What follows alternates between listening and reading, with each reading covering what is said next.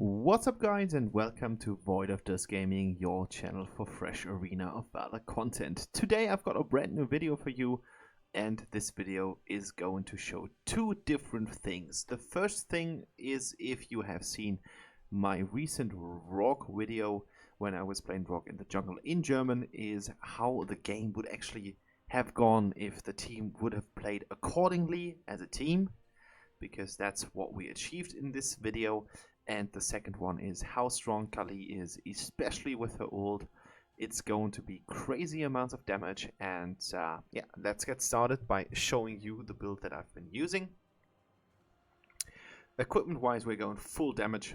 So we've got Boomstick, we've got Barber's Agony, we've got the Diadem, we've got Staff of Newell for some additional armor or magic penetration, and of course the enchanted kicks, which are quite important early on in the game. And this is going to bring us tons of damage. Arcana wise, I'm then continuing with some more sorts of kind of all-round build: ability power, magic pen, magic vamp, and cooldown reduction. That comes from 10 times Nomad, 10 times Vampire, and 10 times Hexer. And if you don't really need that sorts of cooldown reduction, you can also use the green Arcana. That is going to enhance your magic penetration. Don't know what the actual name is. It was Flurry in the past. So if you want to have more magic pen, this is the Arcana to go for. And enchantment wise, we're going on basically full damage with some sustainability with the Angelic Guardian, but the rest of the build is going to be Axe of Sacrifice for some more damage. We're going with Consecrated for more ability power coming from the equipment.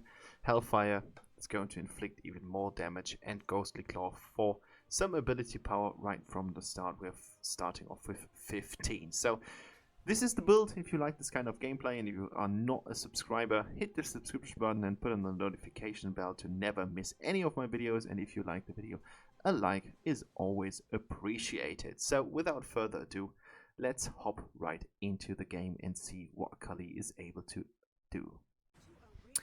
So first of all, it's actually really nice to see that Kahlii has become sort of competitive, or at least above decent, because I have been buying this skin quite a while ago. It was really important for me to get it because I think this skin is so nice and the sound effects are stunning. And unfortunately, right after I bought the skin, I just realized that Kahlii is not really that good. That was a couple of years ago. I would say that was 2 years or something from now on. And so it's a really welcome pleasure to see that Kahlii is actually capable of dealing damage to enemies. Her ultimate has just become so powerful. Really short cooldown. Quite devastating if you are just ending up right in most of the bullets. You guys are going to see that I'm going to just finish the Abyssal Dragon all by myself, because I'm just putting all the bolts in him or her or it. I don't know what the gender is, but it doesn't really matter. And yeah, game is not going too well right from the start. We have a dual lane who are also playing together, which is Valheim paired with Aya. Aya is a really annoying champion. I don't know what was going on when Teamy or Arena of Valor were about to kind of create this kind of champion, because there has been a champion in League of Legends who has been a nuisance already, and people know what these kind of support champions that go along with other champions are capable of doing. Look at this. This is pure beauty. The damage output is just pure beauty. The ult is the best, and the cooldown is just about 20 seconds, and it's going to be even slower. So I was kind of baiting Kira here into position, because I have seen that Rourke was about to stand close or stand next by, and now we've got the opportunity to get the first 2 kills right on in this game. So we're going to a 4-2 here. Nicely played from my team. Unfortunately, our solo lane is not looking too good, fighting against Diochan as well as Malok, but Tara has managed to stay alive. get back under the tower, so everything is safe, and that was the most important thing, just to stay alive. That's sometimes all it needs to be to win a game. And after I went back, my team immediately went straight for the Abyssal Dragon to kill it and get that damage buff, and I think that was really nicely executed.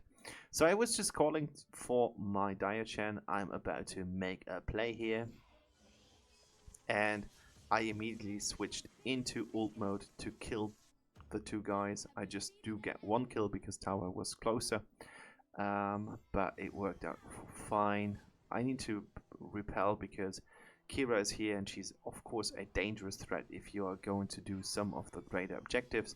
But all in all, I think the plays were really good so far, and as Rourke has seen his opportunity to take down the Darkslayer, we are going to commit full approach to this, and we succeeded. So really well played so far.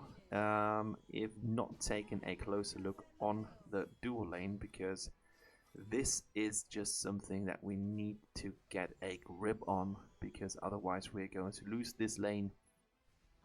And the stronger Valheim and Aya get, the more complicated our lives will be in the end of the game, because it just means that Aya can attach herself to, for example, Malok, which is going to be even more annoying than a Aya who is standing next to a Valheim and helping him to be a little bit more deadly. So first item is in. I think that stacks up quite nicely with the ultimate, otherwise I would not build it. I mean, it's not the best item that you can build on a mage champion, but in this case I think it's actually decent. And as you can see, the game is going on forth at this point. So 6-6. Rourke is about to go in. Just proc super armor for the super armor effect, as well as some damage improvements and a pretty nice shield. I just played him a couple of days ago and I had great fun with him. Unfortunately, you don't really see that many Rourke players out there in the game, because he's just not the best champion out there in the jungle, and every single time you take a jungler or any other sort of kind of hero, there's always the question, would there be a better choice? And in terms of Rourke, yes, the answer is always yes. There's always a better hero. There are a lot of better junglers than Rourke, but Rourke is the bruiser. He is just sort of the bruiser. When you're thinking about bruisers, it's Rourke. He has great damage output, he's got a nice shield, and I think the really good thing is that it's only there if you are ulting, and I think that's really good because it makes that hero balanced. Otherwise you would be in sorts of some kind of overpowered layer, but in this kind of case it's really this kind of shield that makes him pretty good in team fights. And because you don't always have that shield, I think Rourke is kind of balanced, because otherwise I think it would be broken if you have this kind of damage output and all these sorts of bonuses that you get from the shield. So ultimate is snacking people. 2 kills right now for me. There's another kill for Rourke, and he's just doing really good on getting all these heroes, and it's actually quite easy to get this amount of kills in the early stages of the game. As I said, check out my German video on Rourke, and you're going to see for yourself that even a mediocre player as I am is able to dish out a lot of damage, because Rourke's kit is just suitable for that. And right now I just thought, okay, this is going to be some kind of important play, and I'm going to take down the dragon just by myself, because I put the whole ult into this poor soul. And yeah, it worked out nicely. But it was actually quite nice to see this kind of game working in this kind of way. 7 minutes have just been played, and even Malok is going to have a hard time against a fully loaded ult from Kahlii. When I'm playing against Kahlii, I just wonder how short her cooldown is. Like, if she's going to approach you, you're like, okay, well, I need to kind of get out of that ult and if you have managed to do so, you need to take into mind that after 20 seconds you are going to face this kind of bullshit again. So I guess the cooldown is just a little bit too short on her.